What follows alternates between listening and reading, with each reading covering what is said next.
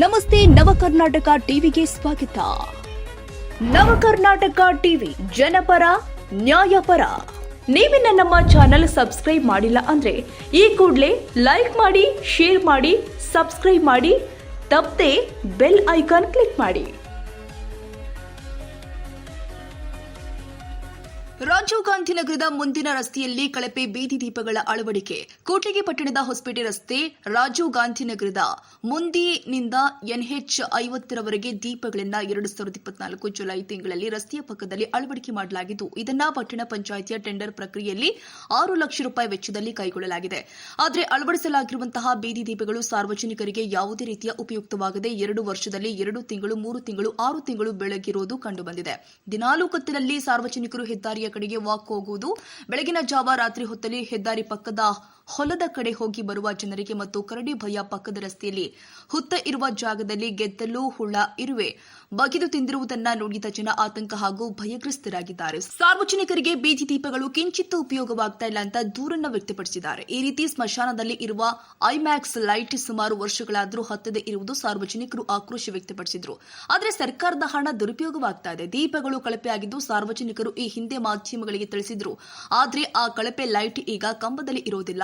ಲೈಟ್ಗಳನ್ನ ಬಿಚ್ಚಿಕೊಂಡು ಹೋಗಿರುತ್ತಾರೆ. ಆದರೆ ಸರ್ಕಾರದ ಹಣ 6 ಲಕ್ಷ ರೂಪಾಯಿ 1 ವರ್ಷದಲ್ಲಿ 1 ಲೈಟ್ಗಳು ಇಲ್ಲದ ರೀತಿಯಲ್ಲಿ ಬಿಲ್ಲುಗಳನ್ನ ಬಿಡಿಸಿಕೊಂಡು ಸರ್ಕಾರಕ್ಕೆ ವಂಚನೆಯಾಗಿದೆ.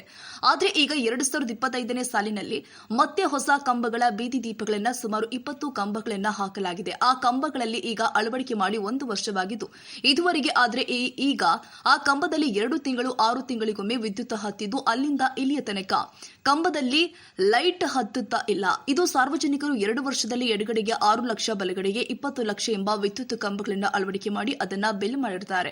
ಸರಿಯಾದ ರೀತಿಯಲ್ಲಿ ತನಿಖೆ ಮಾಡಿ ಟೆಂಡರ್ದಾರ ಮೇಲೆ ಕ್ರಮ ವಹಿಸುವಂತೆ ಆಗ್ರಹಿಸಿದ್ದಾರೆ.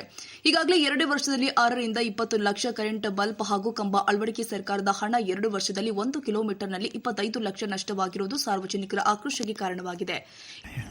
ಅಣ್ಣ ಇಟ್ಟತ್ನಾಗ ಹಿಂಗೆ ಹೋಗಿ ಬಂದ್ರಲ್ಲ, ಎದಕ್ಕೆ ಹೋಗಿದ್ರಣ್ಣ? ಕರೆಂಟ್ ಊಟ ಮಾಡಿ ಒಳಗೆ ವಾಕ್ ಹೋಗಿದ್ವಿ. ಬೆಳಗ್ಗೆ ಮುಂಜಾನೆ ಹೊಲಕ್ಕೆ ಹೋಗಿದ್ವಿ.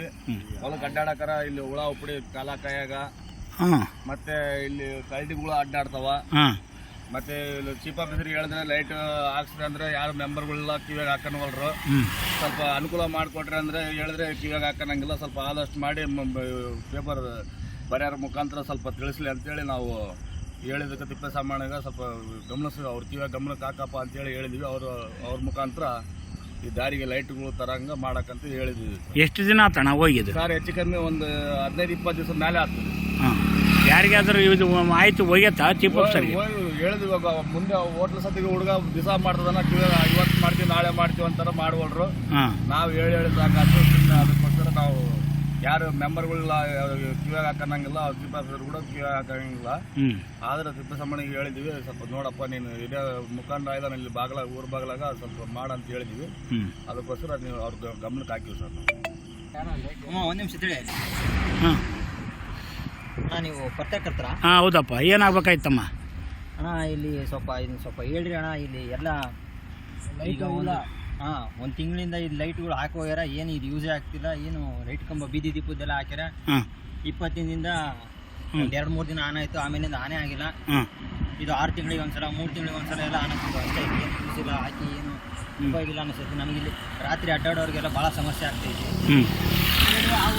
ಎಲ್ಲ ಬರ್ತಿತ್ತು, ಬರ್ತಿರ್ತಾರೆ. ಅವನ್ನೆಲ್ಲ ಯಾರು ಕೇಳ, ಈಗ ವಯಸ್ಸಾದರು ಅವರೆಲ್ಲ ಅಡ್ಡಾಡ್ತಿರ್ತಾರೆ. ಅವ್ರಿಗೆಲ್ಲ ಅಡ್ಡಾಡಕ್ ಭಾಳ ಸಮಸ್ಯೆ ಆಗ್ತೈತಿ.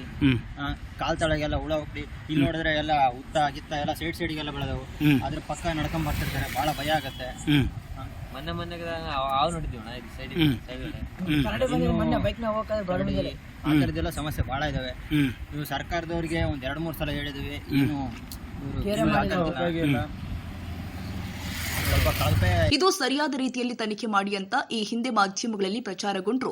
ಅಧಿಕಾರಿಗಳು ಯಾವುದೇ ರೀತಿಯ ಕ್ರಮ ಕೈಗೊಳ್ಳದೆ ಪಟ್ಟಣ ಪಂಚಾಯಿತಿಯಲ್ಲಿ ಹಲವಾರು ಕಾಮಗಾರಿಗಳು ಇದೇ ರೀತಿ ಕಳಪೆಯಲ್ಲಿ ನಡೆದಿರಬಹುದು ಎಂದು ಜನರ ಮಾತಾಗಿದೆ. ಇದು ತನಿಖೆ ಆಗದಿದ್ರೆ ಪಟ್ಟಣ ಪಂಚಾಯಿತಿ ಮುಂದೆ ವಿವಿಧ ಸಂಘಟನೆಗಳ ಮೂಲಕ ಪ್ರತಿಭಟನೆ ಮಾಡಲಾಗುತ್ತೆ ಅಂತ ಮಾಧ್ಯಮದವರು ಸುಮಾರು 2 ವರ್ಷದಲ್ಲಿ 4 ರಿಂದ 5 ಬಾರಿ ಪತ್ರಿಕೆ ಮತ್ತು ಮಾಧ್ಯಮದಲ್ಲಿ ಬಂದರೂ ಕೂಡ ಅಧಿಕಾರಿಗಳು ಎಚ್ಚೆತ್ತುಕೊಳ್ಳದೆ ಕಣ್ಮುಚ್ಚಿ ಕುಳಿತಿರುವುದು ವಿಪರ್ಯಾಸವಾಗಿದೆ. ವರದಿಗೆ ತಿಪ್ಪೇಸ್ವಾಮಿ ಕೂಡ್ಲಿಗಿ, ನವ ಕರ್ನಾಟಕ ಟಿವಿ.